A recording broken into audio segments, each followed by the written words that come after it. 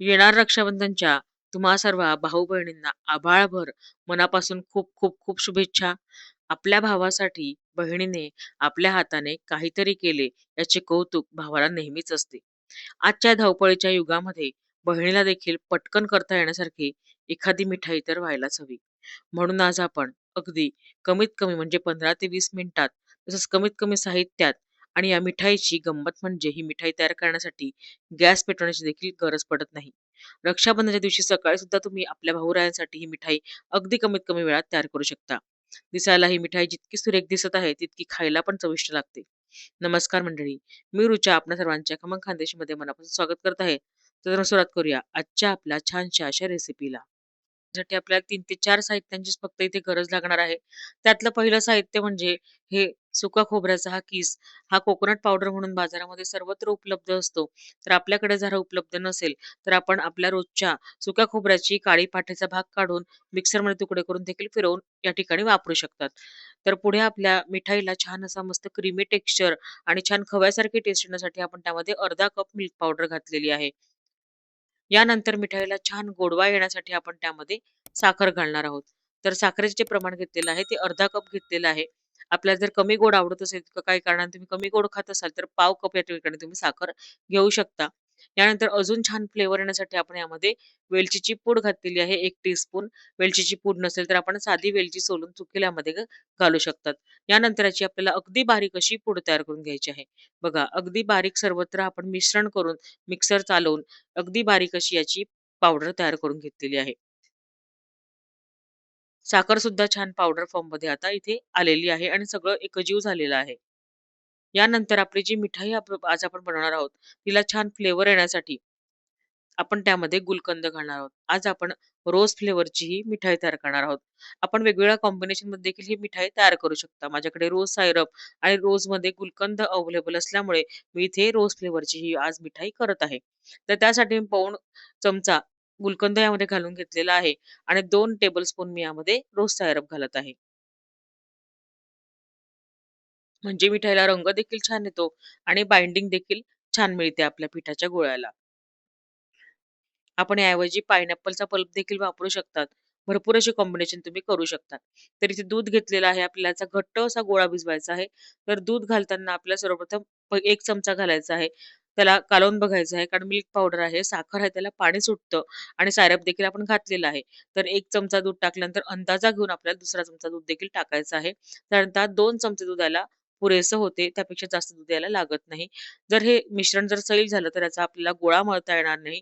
आणि तो पुढे लाटता येणार नाही. या कारणामुळे आपल्याला दूध घालताना थोडी काळजी घ्यायची आहे. साधारणतः 2 चमचे दूध याला पुरेसं होतं. गोळा घट्टसर मळून झाल्यानंतर अजून याच्यामध्ये रंग टाकण्याची मला आवश्यकता वाटत आहे. म्हणून मी यामध्ये 2 ते 3 गुलाबी रंग टाकला आहे. पिंक कलरचा रंग टाकलेला आहे. हा अगदी ऑप्शनल आहे. तुम्हाला नसेल आवडत तर तुम्ही स्किप देखील करू शकता. थोडा रंग घालून पुन्हा एकदा याला मळून घेऊ.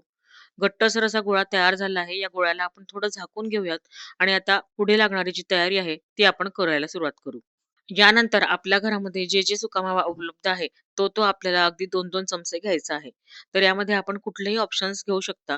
तर मी पिस्ता घेतलेले आहेत, बदाम घेतलेले आहेत, काजू घेतलेले आहेत.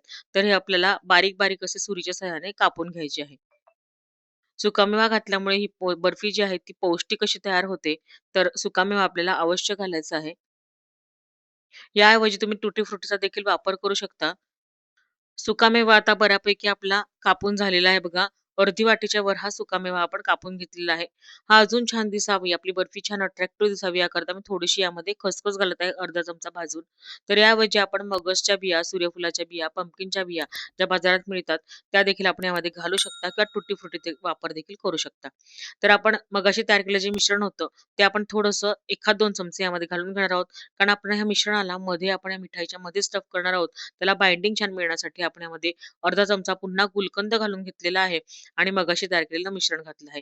सगळं व्यवस्थित आपल्याला एकजीव करून घ्यायचं आहे कारण आपल्याला त्याचा रोल तयार करून घ्यायचा आहे. आपल्याला आता अगदी साधी सोपी ही मिठाई आहे. त्यामध्ये हा ऑडी कंपनीचा इकोबेकचा मी पेपर वापरलेला आहे. हा नसेल तर आपण बटर पेपर घ्यायचा आहे.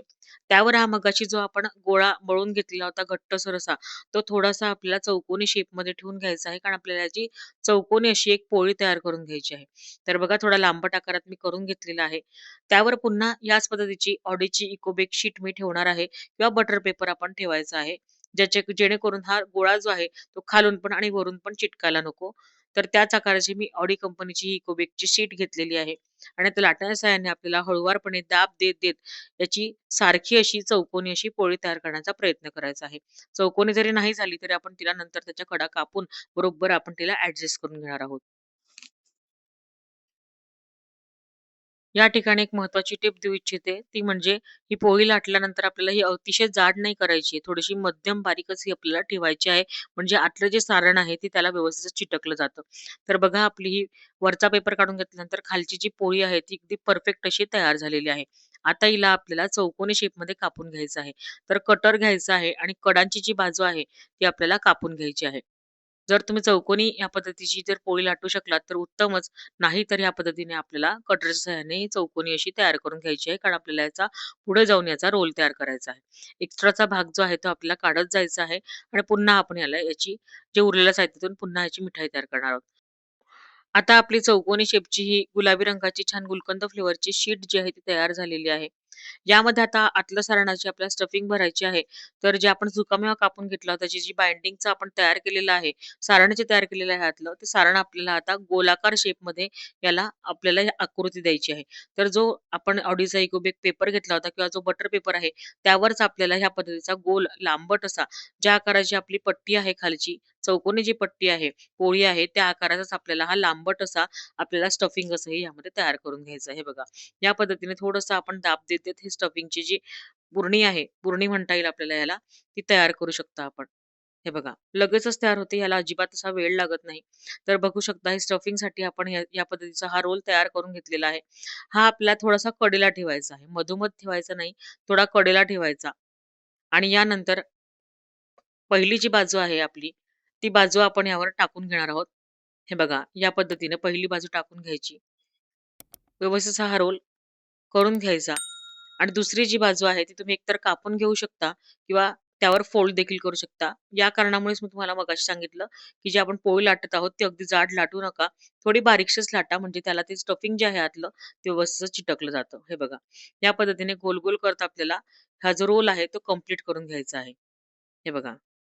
हा रोल आपल्याला परफेक्ट असा बांधता यावा आणि आतली स्टफिंग व्यवस्थित चिटकण्यासाठी हा रोल जो आहे मी उभ्या बाजूला ठेवलेला आहे. म्हणजे व्यवस्थित आपल्याला रोल करता येईल. तर बघा असा थोडा-थोडा दाब देत आपल्याला हा रोल जो आहे तो बंद करत जायचा आहे.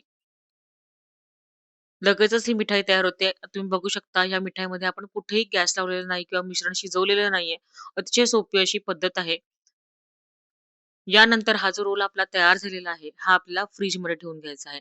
साधारणतः आपल्याला 15 ते 20 मिनिटं हा रोल फ्रिजमध्ये ठेवायचा आहे. जास्तीत जास्त जर तुमच्याकडे वेळ असेल, तर जास्तीत जास्त 1 तास हा रोल आपल्याला फ्रिजमध्ये डीप फ्रीजमध्ये वरती जिथे बर्फ बनतो, तिथे आपल्याला हा रोल ठेवून घ्यायचा आहे. साधारणतः 1 तास मी हा जो रोल होता, तो वरती डीप फ्रीजमध्ये जिथे आपण बर्फ बनवतो, त्या ठिकाणी हा ठेवून घेतला होता. अगदी कडक हा रोल आपला झालेला आहे आणि असाच हा रोल व्हायला हवा. तर बघा, हा कडक रोल जो झालेला आहे आपल्याला, त्याचे आपले काप करून घ्यायचे आहे. काप करायच्या अगोदर मी याला थोडासा चांदीचा जो वर्क असतो, तो लावणार आहे. यामुळे ही जी मिठाई आहे, ती दिसायला अगदी आकर्षक आणि अगदी दुकानात मिळते तशीच दिसणार आहे. आपल्याकडे जर चांदीचा वर्क नसेल, तर आपण याऐवजी भाजलेली खसखस किंवा पिस्ताचे अगदी पातळ असे काप कागदावर पसरवून ते देखील लावू शकता. त्याने देखील ही मिठाई अगदी सुरेख अशी दिसते. परंतु आज मला फोटो काढायचे आहेत, त्यामुळे माझ्याकडे चांदीचा वर्क आहे, तर मी हा चांदीचा वर्क यावर लावत आहे. हळूवारपणे हा वर्क जो आहे, तो आपल्याला खाली ठेवायचा आहे, कारण की हा अत्यंत नाजूक असा असतो. हा हाताला पटकन असा चिकटला जातो. तर हळूवारपणे आपल्याला हा जो रोल आहे, यावर फिरवत जायचा आहे आणि या पद्धतीने आपल्याला हा चांदीचा जो वर्क आहे, तो या मिठाईला लावून घ्यायचा आहे. म्हणजे हा जो रोल आहे, तो अगदी बाहेरच्या मिठाईसारखाच दिसतो. आपले गुलकंद ड्रायफ्रूटची जी बर्फी आहे, ती तयार झालेली आहे. थंड असतानाच आपल्याला ही बर्फीचे काप करून घ्यायचे आहेत. तर साधारणतः 1 इंचाचा गॅप ठेवून आपल्याला हे काप करून घ्यायचे आहेत. बर्फी सेट झाल्यामुळे हिचे काप लगेचच पडतात आणि आतला भाग देखील बघा दिसायला किती छान असा दिसत आहे आणि ड्रायफ्रूट्सचा वापर केल्यामुळे पौष्टिक देखील ही बर्फी राहते. फायरलेस कॉम्पिटिशन असते बऱ्याचदा आईची आणि मुलांची शाळेमध्ये. त्यासाठी सुद्धा तुम्ही ह्या रेसिपीचा वापर करू शकतात. ही जी बर्फी आहे याला अजिबात गॅस न पेटवता आपण ही बर्फी तयार करतो. त्यामुळे शाळेत देखील तुम्हाला छान असं यामध्ये क्रमांक मिळवता येईल, इतकी छान ही रेसिपी आहे. तर या बर्फीचे आपण या पद्धतीने आता काप करून घेऊ. आपली बर्फी बघा किती सुरेख दिसत आहे. आपण घेतलेल्या प्रमाणामध्ये साधारणतः 300 ते 400 ग्रॅम ही गुलकंद ड्रायफ्रूट बर्फी तयार झालेली आहे. खूप सुरेख दिसते आहे. जितकी सुरेख दिसते तितकी सुरेख चवीला देखील लागते. 4 ते 5 दिवस हवाबंद डब्यामध्ये अजिबात खराब होत नाही. जशीच तशी राहते. तर या रक्षाबंधनला आपल्या भावऱ्यासाठी ही झटपट बनणारी, गॅस न पेटवता बनणारी या पद्धतीची मिठाई तुम्ही नक्कीच तयार करून बघा. तुम्हाला नक्कीच आवडेल. मुलं देखील नक्कीच आवडीने खातील याची खात्री मी तुम्हाला देते. तुम्हाला आजची माझी रेसिपीमध्ये टिप्स कशा वाटल्या हे मला कमेंट करून नक्की कळवा. रेसिपी आवडल्यास रेसिपीला लाईक करा, शेअर करा, हाईप करा. तसेच माझ्या मग खानदेशीला नक्की सबस्क्राईब करा. बाजूची घंटी दाबा आणि ऑल ऑप्शन सिलेक्ट करून सर्व सर्वप्रथम पोहोचतील. अशा छान-छान आणि मस्त-मस्त नवनवीन अशा रेसिपीज घेऊन पुन्हा भेटूया मग खाण्याच्या पुढील भागामध्ये. धन्यवाद.